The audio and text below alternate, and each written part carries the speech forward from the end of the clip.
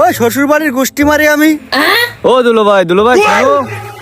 এই দুলো ভাই করিস না, মাথা মতো গরম হয়ে গেছে। 600 টাকার মিষ্টি নিয়ে আইছি, তুই আসলি কি দেখাতে দিলি? পোল্ট্রির ঠ্যাং। ও দুলো ভাই দাঁড়াও একটু শোনো তা। কি শুনবো তোর কথা? 600 টাকার গাড়ি ভাড়া দিছি, 900 টাকার মিষ্টি নাইছি, ইলিশ মাছ নাইছি, সেই ইলিশ মাছ তুলি ফিরিজি আর খাওয়ার লাগি পোল্ট্রির ঠ্যাং। শ্বশুর বাড়ির গোষ্ঠী মারি আমি।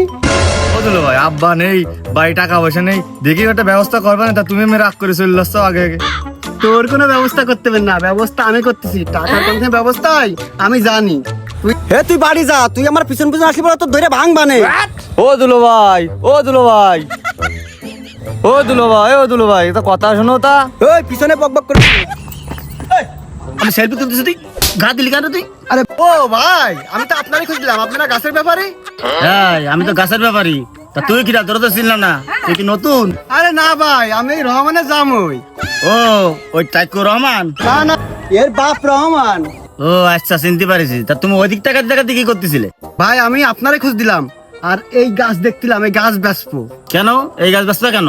এই দুঃখের কথা কি কব, 600 টাকার মিষ্টি কিনেছি, 900 টাকা গাড়ি ভাড়া দিচ্ছি, আরো ইলিশ মাছ নিয়ে আইছি।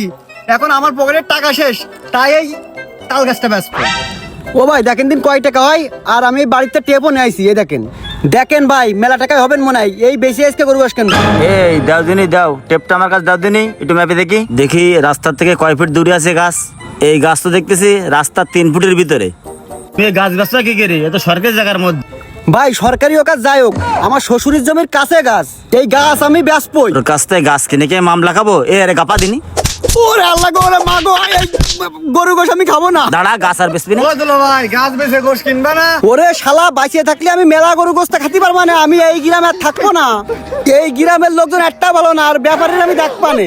ওই গাছও থাকলো, তোর বুইনও থাকলো।